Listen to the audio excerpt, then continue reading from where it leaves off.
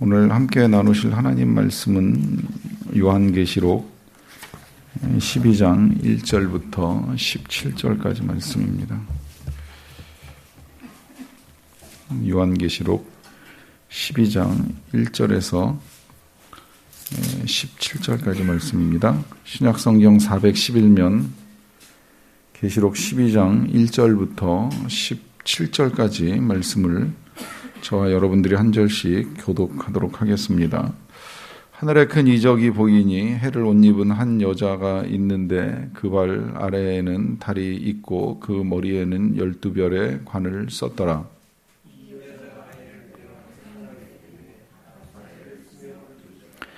하늘에 또 다른 이적이 보이니 보라, 한 큰 붉은 용이 있어 머리가 7이요 뿔이 10이라. 그 여러 머리에 7 왕관이 있는데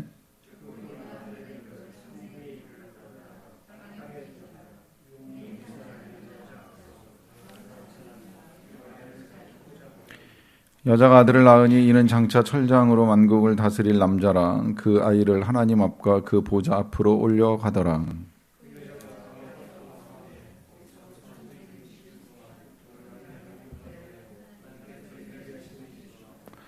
하늘에 전쟁이 있으니 미가엘과 그의 사자들이 용과 더불어 싸울세. 용과 그의 사자들도 싸우나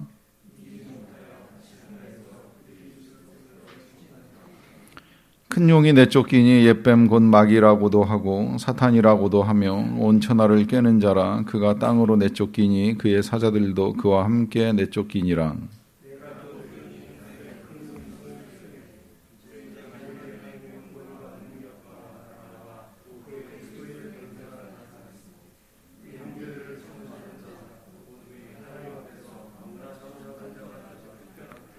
또 우리 형제들이 어린 양의 피와 자기들이 증언하는 말씀으로써 그를 이겼으니 그들은 죽기까지 자기들의 생명을 아끼지 아니하였도다.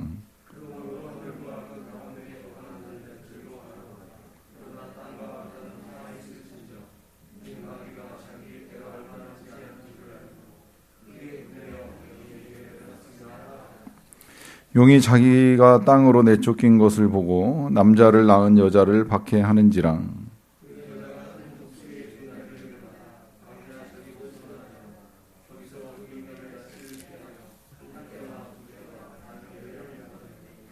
여자의 뒤에서 뱀이 그 입으로 물을 강같이 토하여 여자를 물에 떠내려 가게 하려 하되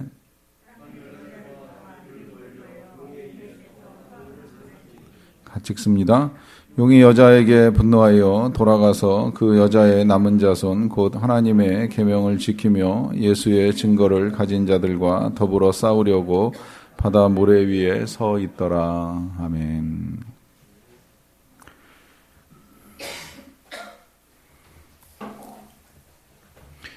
이 요한계시록을 같이 이렇게 쭉 읽어 나가면서 처음에 이 계시록을 보기 전에 여러분들이 가지고 있었던 이 계시에 대한 선입견과 실제로 이 계시록을 보면서 알게 되는 계시록의 내용이 같게 느껴지는지 혹 다르게 느껴지는지 모르겠어요. 우린 그 앞일을 되게 궁금해합니다. 특히 지금 우리나라는 더더욱 그런 것 같아요. 이제 대통령 누가 뽑힐지, 전쟁 날지 안 날지, 또 내 인생, 뭐 우리 자녀들의 인생 앞으로 어떻게 될지 이제 앞일 굉장히 관심 많이 갖고 인생을 살아가는데 이제 그런 이제 관심이 크다 보니까 계시록을 이제 대할 때에 우리의 생각도 많은 부분 이제 그 앞일에 대한 관심, 미래가 어떻게 될 것인가, 계시록에서는 이제 뭐라고 우리 앞일을 알려주나 이제 이런 생각을 가지고 계시를 보는 일이 있습니다.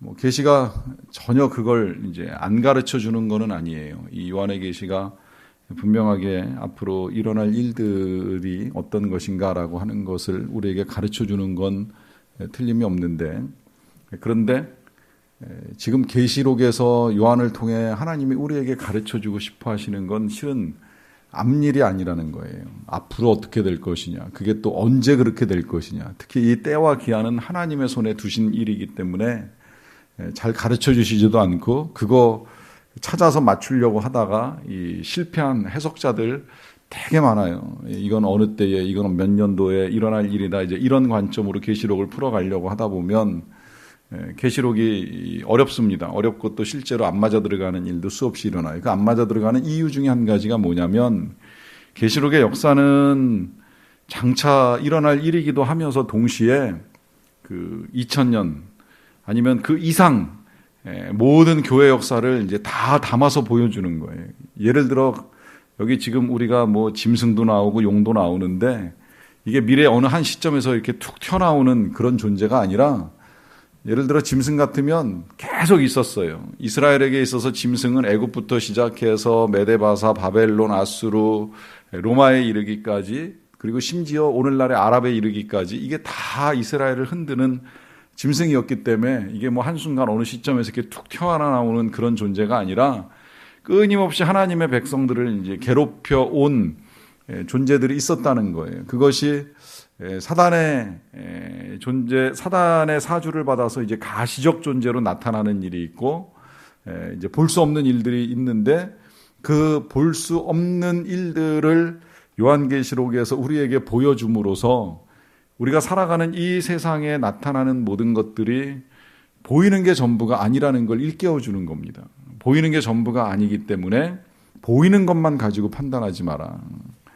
메가더 장군이 그런 말을 했다는 이야기가 전해져요. 모든 전쟁은 정치적 전쟁이 아니라 영적 전쟁이다. 틀리지 않다고 생각을 합니다. 이제 겉보기에는 이제 정치적인 싸움처럼 느껴져요.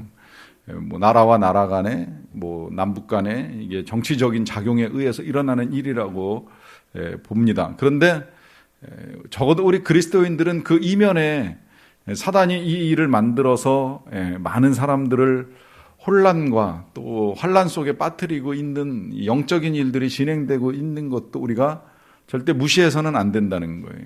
왜 그렇다고 또 한 말씀을 드리냐면 이게 우리 그리스도인들의 시각이거든요. 그리스도인들은 절대 보이는 것만 가지고 판단하고 생각하고 살아갈 수가 없습니다. 더더군다나 우리가 이 보이지 않는 하나님을 믿고 또 보이지 아니하시는 예수님을 믿고 그 예수님이 부활하신 걸 믿고 부활하신 예수님이 살아계신 걸 믿고 그 살아계신 예수님이 나와 함께 하신다는 걸 믿는 사람 아닙니까? 여기 뭐가 보여요 지금? 예수님이 보입니까? 살아계신 게 보입니까? 나와 함께 있는 게 보입니까? 내 안에 계시는 게 보입니까? 하나도 안 보이지만 약속의 말씀에 근거해서 그와 같은 사실을 믿음으로 받아들이는 우리는 안 보이는 걸 믿고 살아가기 때문에 보이는 현상 가지고 판단하고 결정하면 큰 위험에 빠지는 거예요. 그런데 사단은 계속 이제 그렇게 우리를 몰고 가죠. 계속 우리의 시선을 뺏어서 보이는 것, 보이는 세상, 눈에 보이는 물질, 눈에 보이는 외모, 눈에 보이는 온갖 것들에 관심만 가지고 살아가도록 만들어버리고 거기에 눈 멀다 보면 정작 봐야 될 예수님도 못 보고 하나님의 나라도 못 보고 또 영적인 세계도 못 보고 이제 그래서 우리가 어떻게 살아가고 있는지를 이제 제대로 판단을 못하게 합니다. 그래서 예수님은 안 보이지만 예수님을 대신해서 이 세상에 예수님의 몸으로 세워 놓으신 공동체가 있죠. 그 공동체가 교회라고 하는 거예요. 이 교회는 머리 대신 예수님과 이제 동등한 기능을 담당해야 되기 때문에 우리 예수님이 고난을 당하시고 부활하시고 승천하신 이 일들을 계속 이제 교회를 통해서 이루어 가신다라고 하는 말씀을 드렸습니다. 그런데 이 교회를 우리가 대할 때에도 교회 그러면 일단 1차적으로 이제 눈에 보이는 교회를 제일 먼저 생각을 하는 거예요. 그래서 이제 가장 교회로 많이 착각하는 게 교회당 건물을 이제 이 교회로 착각하는 경우가 있는데 건물이 분명히 교회가 아니라고 하는 건 자주 말씀을 드렸고요. 뿐만이 아니라 이 교회는 크게 우주적 교회와 이 지역 교회로 나누는 일을 합니다. 우리가 왜 사도신경 이제 바뀐 걸로 새로 외우기 시작할 때 거룩한 공교회다라고 하는 이런 표현을 사용을 하는 걸로 바뀌었는데 이 공이라고 하는 표현이 영어로는 카톨릭이고 이제 번역하자면 보편적, 우주적 이제 이런 의미를 가지고 있어요. 근데 이걸 왜 우주적이다, 보편적이다, 공교회다 이렇게 표현을 하느냐면 교회는 인류 역사의 시작으로부터 지금까지 하나님을 믿고 섬겼던 모든 사람들을 일컬어 교회라 그러거든요. 그러니까 그야말로 우주적이고 보편적인 거예요. 그러니까 때와 장소를 초월하는 거예요. 때로는 창세로부터 지금까지, 장소는 그야말로 뭐 동방에서 서방까지 이제 모든 지역에 하나님을 믿는 사람들의 공동체이니까 그게 공적이고 보편적이고 우주적 교회다는 거죠. 이건 그 특성 자체가 완전합니다. 왜냐하면 하나님을 섬기는 사람들의 공동체이니까 완전해요. 근데 지역 교회는 좀 달라요. 이건 그야말로 어느 시점 어느 공간에서 이제 모여 예배하는 사람의 공동체.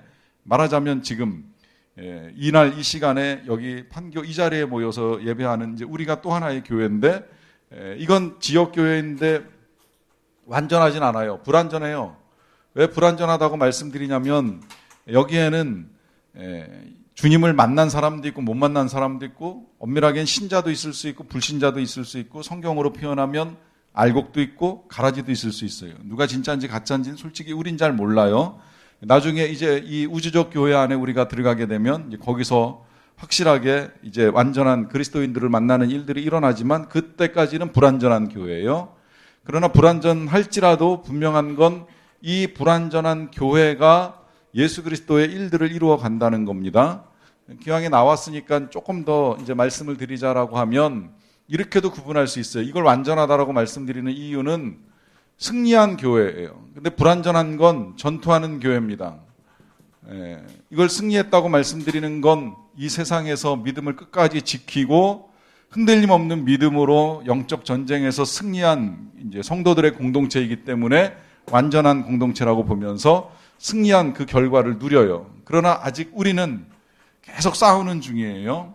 이미 예수님은 이기셨지만 그 사실을 우리가 취하지 못해가지고 사단의 유혹에 넘어가서 패배하는 일도 있고, 또 환난 가운데 시험에 빠져 넘어지는 일도 있다 보니까 이 전투에서 실패할 수도 있고 승리할 수도 있고 구분된다는 거예요.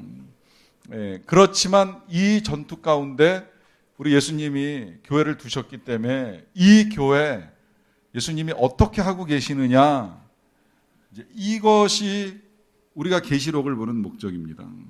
조금만 더 얘기하고 들어갈게요. 이거를 이제 구약교회와 신약교회로 나누는 일도 있는데, 뭐 이 구약교회 전체가 우주적 교회고 완전한 교회라고 보기는 또 좀 어렵지만, 어쨌든 이 구약의 교회가 있고 신약의 교회가 있다라고 하는 건 이제 공동체가 조금 다르게 형성됐어요. 구약의 교회는 이스라엘을 중심으로 해서 여기에 이제 이방인들이 조금 섞입니다. 애굽에서 떠나 나올 때부터 이스라엘 사람들만 나온 게 아니라 거기에 함께 여호와를 섬기겠다고 따라 나온 노예들이 있어요. 그래서 성경에서 분명히 밝혀주고 있어서 잡족이 섞여 나와가지고 전체 이스라엘 히브리인들 중에 섞여 있는 이방인들이 이제 광야교회 공동체를 형성하고 그들이 이스라엘 민족 안에서 율법을 지키며 하나님을 섬기는 일을 해왔죠.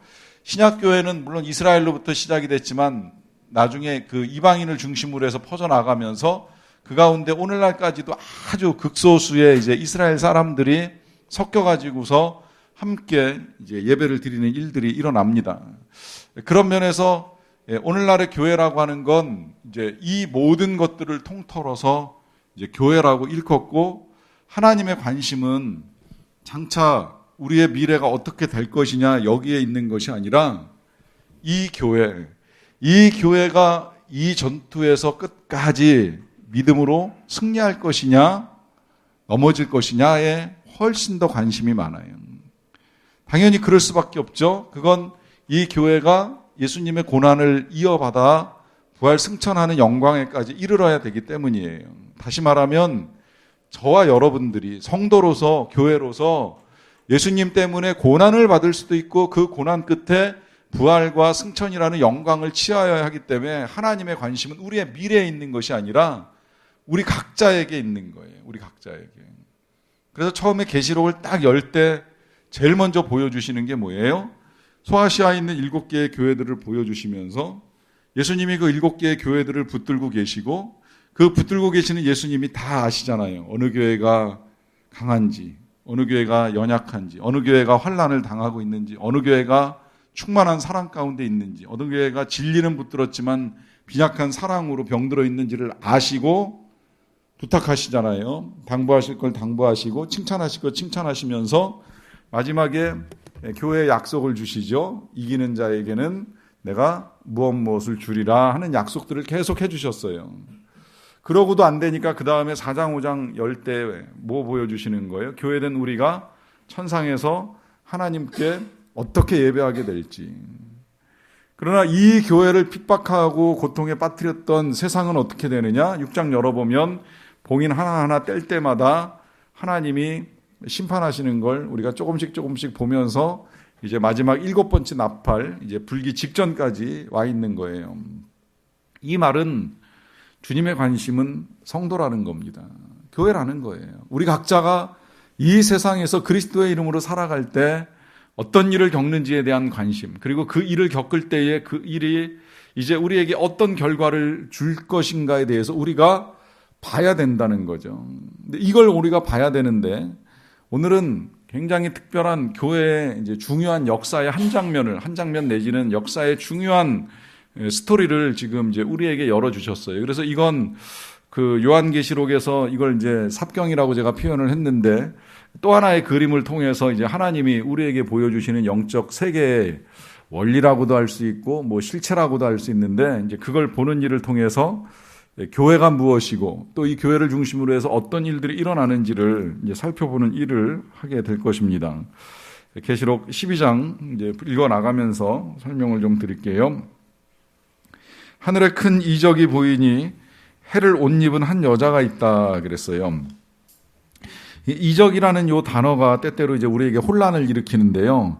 세메이온이라고 하는 이 단어를 이적이라기보다는 사실 표적으로 번역하는 게 좋습니다. 이게 복음서에는 이 때에 따라 기적과 표적이 좀 나뉘어서 번역이 잘 되어 있는데 이 두 가지가 조금 달라요. 기적은 말 그대로 기적이 나타나는 거예요. 우리 인간의 힘으로 행할 수 없는 일 내지는 전혀 있을 수 없는 일이 일어나는 거. 정말 뭐 안진뱅이가 일어나고 눈먼 자가 눈을 뜨고 죽은 자가 살아나는 이건 기적이고 이적인데 표적은 뭐 말을 풀자면 사실을 알려주기 위한 증거가 표적입니다. 그러니까 이스라엘 사람들이 예수님한테 자꾸 표적 보여달라 그러잖아요. 네가 하나님의 아들인 표적이 뭐냐? 증거가 뭐냐? 하나님의 아들이라는 사실의 증거가 뭐냐? 이제 이걸 요구하는 거거든요. 그때 예수님 뭐라 그래요? 내가 요나의 표적밖에는 보여줄 것이 없다 그래요. 이 말은 무슨 말이에요? 요나가 물고기 뱃속에 들어갔다가 사흘 만에 다시 살아나온 것처럼 예수님의 부활이 표적이라는 거예요. 예수님의 부활이 예수님이 하나님의 아들이시라는 증거가 되는 거예요. 그거 말고는 예수님이 보여줄 거 없다는 거예요. 사실은 보여줄 게 없지 않아요. 이미 다 보여줬어요. 뭐 병 고치고 귀신 쫓고 죽은 사람 살려내고 무리를 거르시는 걸로 다 보여주셨음에도 불구하고 끝까지 안 믿으려고 하니까 표적 보여달라는 거죠. 그러니까 그런 부활을 봐라.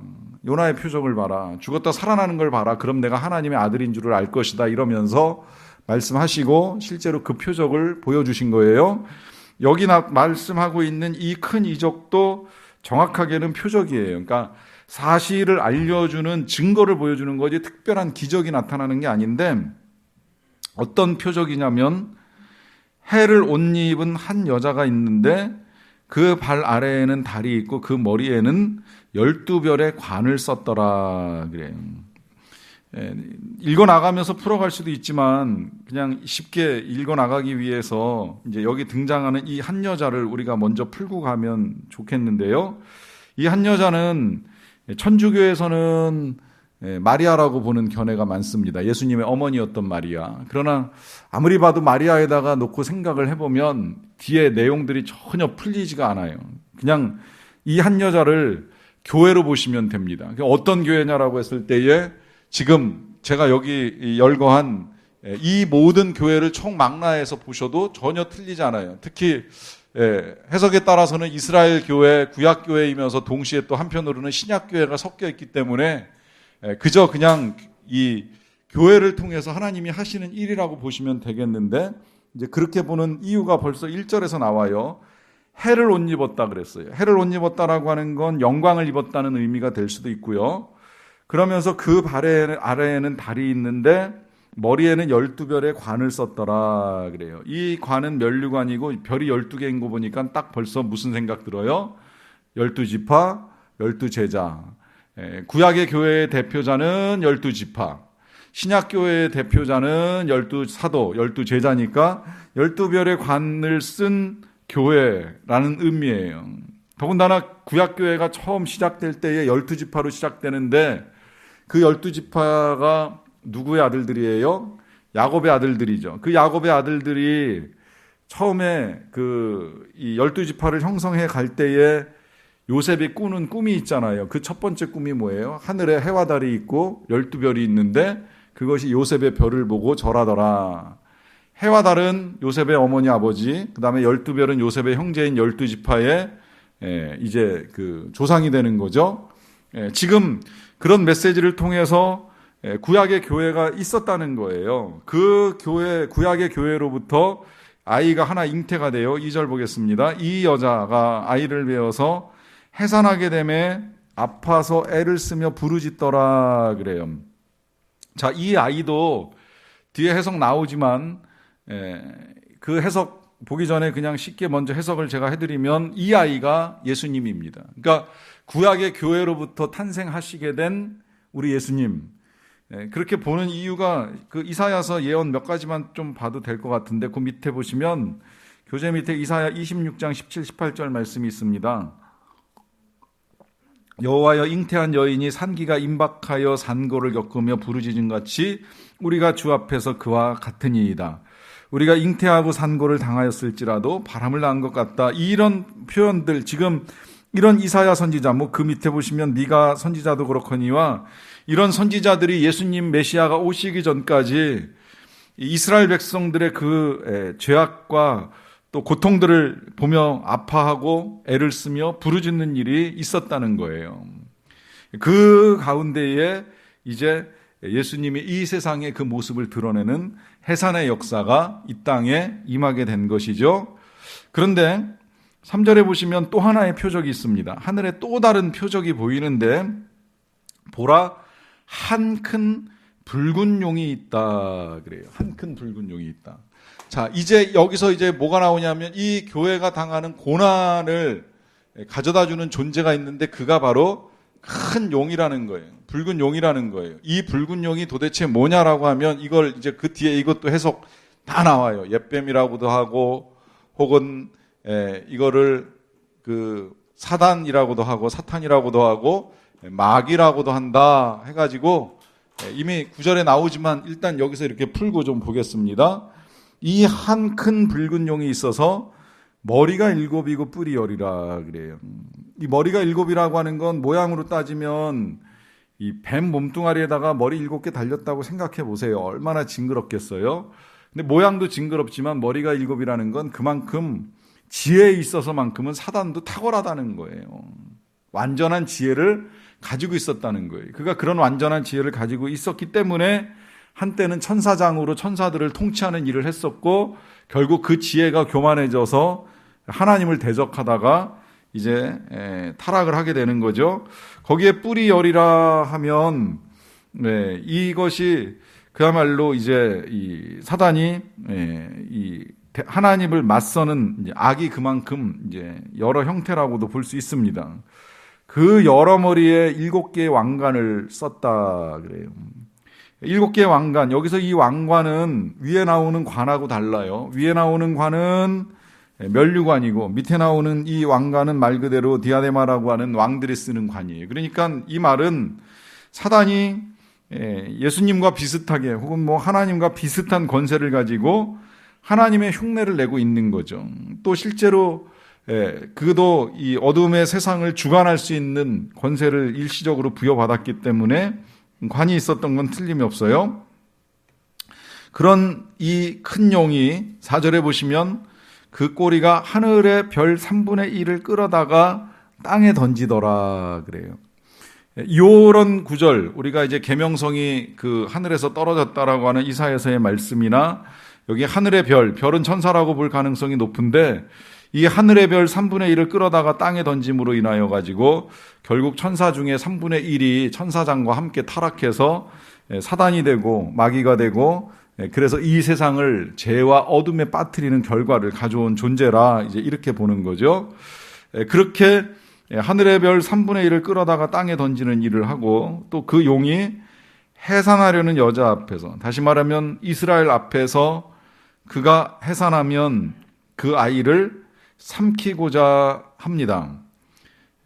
이 일은 실제로 예수님이 이 세상에 오실 때로부터 그 예수님이 사역을 시작하실 때까지 계속 있었던 일이잖아요. 어떻게 하면 예수님이 이 세상에 나타나시는 일을 막을까 해가지고 사단이 헤롯을 통해 가지고 그때 당시에 태어난 모든 아이들을 다 죽이면서까지 어떻게든 예수님이 이 세상에서의 구원 사역을 이루는 걸 막기 위해서 애를 썼다는 거예요. 그런데 5절을 보시게 되면 여자가 아들을 낳았어요. 교회가 아들을 낳은 겁니다. 우리 예수님이 이제 이 세상에 오시게 된 거예요. 그 아들이 누구냐? 이는 장차 철장으로 만국을 다스릴 남자라. 이제 여기에서 예수님이라는 게 분명하게 드러납니다. 특히 이 철장으로 만국을 다스린다는 건 이제 시편 2편에서 예언된 말씀으로 만국을 다스릴 예수님이 오실 것을 예언한 대로 예수님이 이 세상에 이제 드러나신 거예요. 그런데 그 예수님은 그 아이를 하나님 앞과 그 보좌 앞으로 올려갔어요. 어떻게 된 거냐면 예수님이 승천하셨다라고 하는 거예요. 일단 모든 과정들을 다 생략하고, 지금은 역사를 보여주고 영적인 세상에서 있었던 일들을 드러내는 게 중요하니까 일일이 예수님에 대해서 설명하지 않고 그냥 그 예수님이 이스라엘에서 출생하셔가지고 승천하심으로 인하여서 이제 하나님의 아들이라고 하는 걸 분명히 드러내셨다는 거예요. 그 여자가 그 일이 있고 난 다음에 이제 광야로 도망갔어요. 결국 이 예수님이 승천하시고 나서 교회는 어떻게 돼요? 교회는 광야로 이제 내몰리게 됩니다. 그러니까 교회가 광야로 내몰리게 됐다라고 하는 건 무슨 말일까요? 여러분, 이 광야라고 하는 것이 이스라엘 백성들에게 있어서는 굉장히 특별한 장소라고 하는 거 우리가 좀 알아야 될 필요가 있는데요. 광야 그러면 선입견은 아무것도 없는 황량한 곳입니다. 그러나 이스라엘 백성들은 이 광야가 하나님의 임재의 장소였어요. 특히 항상 이 계시록은 우리가 지금까지 오면서 이 출애굽과 연결시켜서 이렇게 쭉 보아오는 일들이 있었는데, 출애굽한 백성들이 광야를 지나갈 때 이 광야는 눈에는 아무것도 안 보이지만 하나님이 그들을 보호하시고 또 그 가운데서 하나님이 그들을 양육하시면서 훈련시키는 장소로 사용되었던 것이 광야입니다. 그러다 보니까 구약의 교회뿐만이 아니라 신약의 교회도 이 예수님의 승천 이후에 험한 세상으로 내몰려요. 그러나 그 험한 세상에서 내몰림 당하고 스스로 인생을 살아가는 것이 아니라 여전히 그들도 하나님의 보호 속에 양육받고 성장하는 일들을 이루어 갑니다. 지금 6절이 그걸 말하는 거예요. 그 여자, 교회가 광야로 도망을 하며 거기서 1260일 동안, 1260일은 일정한 시간, 제한된 기간이라고 말씀드렸죠. 그동안에 그를 양육하기 위하여 하나님께서 예비하신 곳이 있더라 그래요. 그 광야에서 교회는 하나님의 보호하심 가운데에 성장하는 일들을 이루어 간다는 거예요. 여기서 잠깐 그 7절부터 12절까지 이제 또 하나의 그림을 우리에게 그려주는데, 그 그림 일단 보고 이 6절은 나중에 그 13절로 연결된다고 염두에 두시고 그 두 번째 그림 7절부터 이제 좀 보도록 하겠습니다. 하늘에 전쟁이 있으니 미가엘과 그의 사자들이 용과 더불어 싸울세 용과 그의 사자들도 싸우나 이기지 못하여 다시 하늘에서 그들이 있을 곳을 얻지 못하였다 그래요. 자, 전쟁이 있습니다. 이제 용과 누구의 전쟁이냐고 하면 미가엘과의 전쟁이라 그래요. 근데 이게 그냥 1대1의 전쟁이 아니라 용도 이제 그 사자, 부하죠. 그러니까 사자를 데리고 싸우고 미가엘도 사자를 데리고 싸워요. 그러면 이 미가엘이 이제 누구냐라고 했을 때 미가엘은 다니엘서에 이미 해설을 잘 해놨어요. 다니엘 10장 그 뒷장에 10장 13절 보시게 되면, 그런데 바사 왕국의 군주가 21일 동안 나를 막았으므로 내가 거기 바사 왕국의 왕들과 함께 머물러 있더니 가장 높은 군주 중 하나인 미가엘이 와서 나를 도와준다. 또 12장 1절 보셔도 그때에 네 민족을 호위하는 큰 군주 미가엘이 일어날 것이다. 여기 이런 말씀들을 통해서 미가엘은 이제 계명성을 대신해서 임명받은 천사의 장이라고 할 수 있어요. 특히 전투를 도와주는 이 군주라고도 볼 수 있겠는데 그 군주인 미가엘이 많은 천사를 데리고 이 사단과 그 사단의 사자들과 싸움을 벌이는 거예요. 그래가지고 어떻게 되느냐? 9절에 보시면 큰 용이 내쫓긴다. 이 큰 용이 하늘에서 쫓겨납니다. 그 큰 용이 뭐냐라고 했을 때 옛뱀 곧 마귀라고도 하고 사탄이라고도 하며 온 천하를 꿰는 자라 그래요. 여기서 이 사탄이 하는 일이 이제 나와 있죠. 그것이 뭐예요? 온 천하를 유혹하는 일을 하는 거죠. 이게 첫 번째 일이에요. 그가 어떻게 됐다고요? 땅으로 내쫓겼어요. 이 내쫓기는 게 왜 내쫓기느냐? 예수님이 승천하셔서 하나님의 나라로 올라가셨기 때문에 사단은 더 이상 하나님의 나라에 머물 수가 없어요. 못 머무는 건 여러 가지 이유가 있는데 이제 예수님이 승천을 통해서 왕권을 회복하고 올라가셨으니까도 그렇지만 나중에 보면 이 사탄이 참소하는 자라고 나옵니다. 참소한다는 건 계속해서 사람들을 이제 하나님께 고발하는 일을 하는 건데요. 우리 예수님이 십자가에서 죽고 난 이후에는 그 고발이 아무 의미가 없어지는 거예요. 왜? 우리가 고발당할 일이 없죠. 하나님이 용서를 이루셨으니까. 십자가에서 우리의 죄를 사하셨으니까 고발할 일이 없어요. 고발해봐야 아무 소용이 없는 거예요. 그러니까 쫓겨나는 거예요. 근데 이 쫓겨나는 것이 그 한 시점, 제가 아까 시작하면서 이 어느 시점의 일이냐라고 보는 것이 위험하다고 말씀드린 이유가 뭐냐면, 그럼 예수님 십자가에 달려 돌아가실 때 사단이 쫓겨난 거냐? 예수님은 이미 그 전에 선포하셨어요. 언제 선포하셨냐면 예수님의 제자들이 이 세움 받고 난 다음에 2명씩 짝씩 지어가지고 한번 전도 파송 나가는 일 있죠. 그 파송 나갔다가 돌아와가지고 제자들이 보고를 합니다. 우리가 전도하러 나갔더니 귀신들도 두려워 떠나이다. 뭐 병든 자가 고침을 받았습니다. 이제 이러면서 신이 나가지고 예수님께 이 사역 보고를 해요. 그때 예수님이 하신 말씀 중에 한 말씀이 이런 말씀이 있죠. 나도 하늘에서 사탄이 번개와 같이 떨어지는 것을 봤다. 이 말씀 좀 잘 기억해 둘 필요가 있어요. 전도하는 자리에서 사단이 땅에 떨어지는 걸 봤다고 예수님이 말씀하시는 거예요. 그러니까 사단은 쫓겨날 수밖에 없는 존재라는 거예요. 그 쫓겨남이 이루어진 것이 전도할 때이고 또 예수님이 십자가에서 달리시고 승천하실 때 이루어졌기 때문에 사단은 쫓겨날 수밖에 없는 거죠. 그래서 그가 내쫓기니 그의 사자들도 그와 함께 내쫓기는 일이 일어났습니다. 그러고 난 다음에 10절에 보시면 내가 또 들으니 하늘에 큰 음성이 있어 이르되 이제 우리 하나님의 구원과 능력과 나라와 또 그의 그리스도의 권세가 나타났으니 그래요. 자, 예수님의 구원, 예수님의 능력, 예수님의 나라, 예수님의 권세가 나타난 거예요. 그러니 우리 형제들을 참소하던 자, 곧 우리 하나님 앞에서 밤낮 참소하던 자가 쫓겨났다 그래요. 이게 사단이 하는 두 번째 일이죠. 참소하는 일을 합니다. 하나님의 백성들을 계속해서 고발하고 흔드는 일을 하는 거예요. 이게 사단의 일이에요. 사단은 언제나 우리를 유혹해서 죄에 빠뜨리는 일, 그리고 죄에 빠진 다음에는 참소해가지고 그는 하나님의 백성이 아닙니다. 그는 하나님 앞에 설 수 없습니다라고 하는 이 일을 하는 자가 예수님으로 인하여서 완전히 쫓겨나는 일이 일어나게 된 것입니다.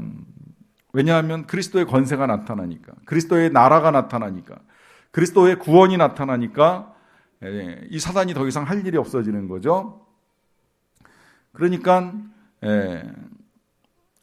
또 11절에 보시면 우리의 형제들이 어린 양의 피와 자기들의 증언하는 말씀으로서 그를 이겼다 그래요.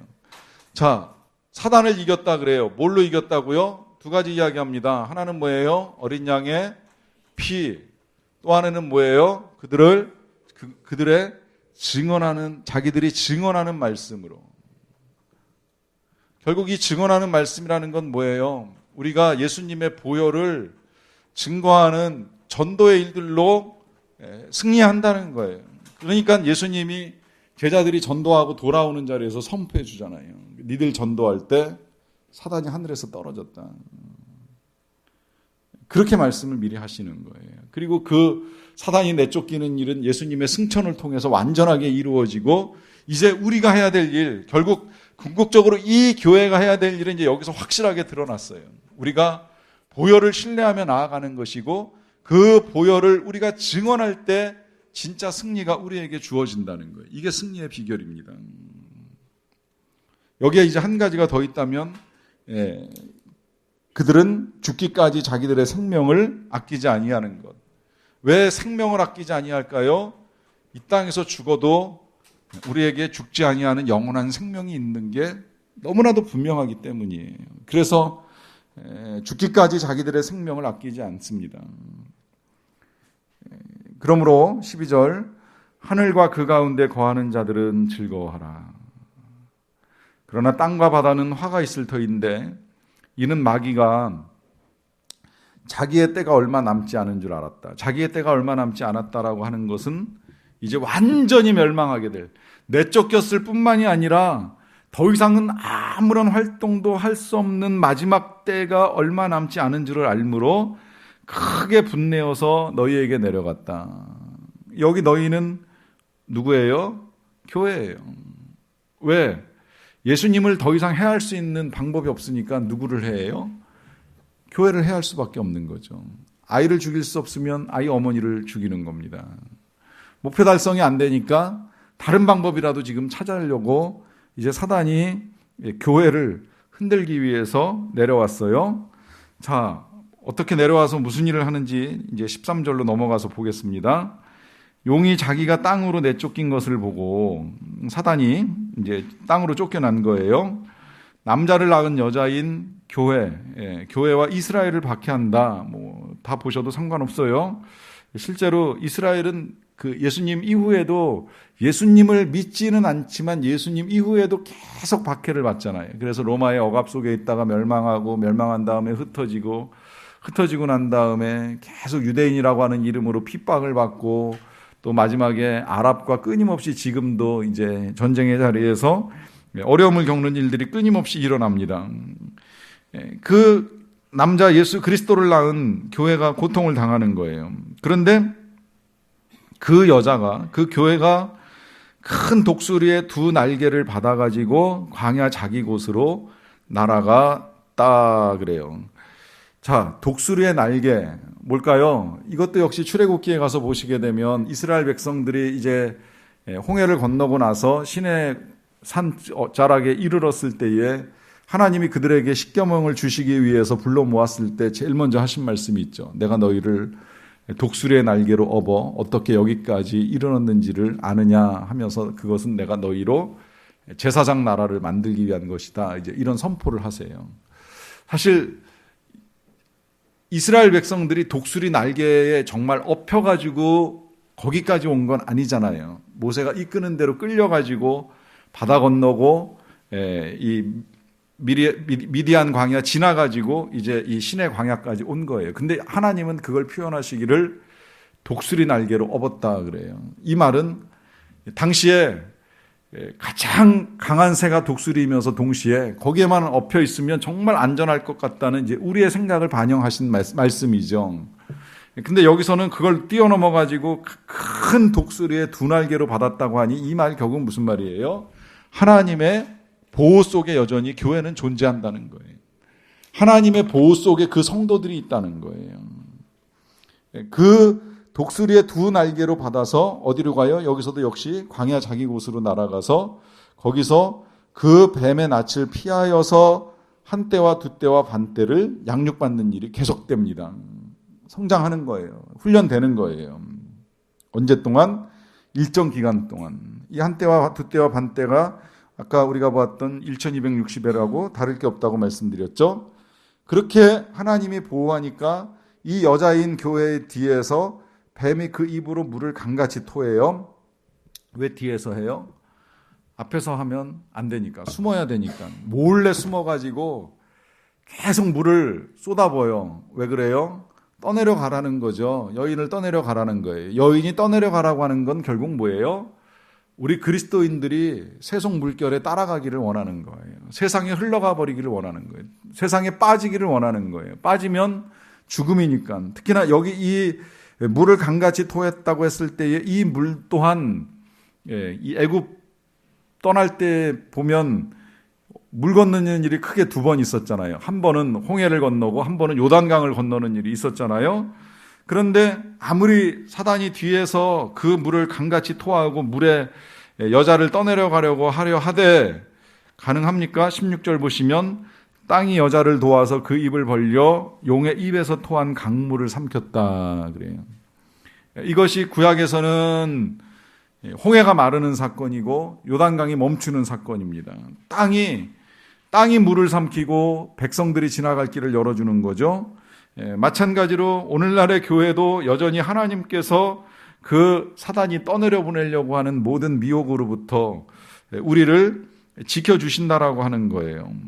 그러니까 17절에서 용이 여자에게 분노하고 또 돌아가서 그 여자의 남은 자손이 결국은 또다시 교회 일터인데 곧 하나님의 계명을 지키며 예수의 증거를 가진 자들과 더불어 싸우려고 바다 모래 위에 서 있습니다. 이 말은 그냥 쉽게 말하면 이제 최후발악을 하기 위해서 한 번 더 이제 싸우려고 이제 달려드는 거예요. 그 싸움을 위해서 이제 두 짐승이 이 다음 장에 보면 나오게 되는데 사단의 이제 이 사주를 받아가지고 계속해서 교회를 해하려고 하는 존재들이라고 볼 수 있습니다. 자, 그렇게 하기 위해서 서 있지만 제가 그 끝자락에 잠언 19장 21절 말씀 기록해 놨는데요. 사람의 마음에는 많은 계획이 있어도 오직 여호와의 뜻만이 완전히 선다. 뭐 사람의 마음뿐이겠습니까? 사탄의 마음 속에 많은 계획, 그 7개의 머리로 온갖 지혜를 다 짜내가지고 어떻게 해서든 하나님의 생명을 우리에게서 끊어내고 예수 그리스도의 권세를 막아서고 자기의 뜻을 이루기 위해서 발버둥을 친다고 할지라도 오직 무엇만이 이루어져요? 하나님의 뜻만이 이루어져요. 왜 하나님의 뜻이 이루어져요? 하나님께서 그 백성들을 사랑하시기 때문이에요.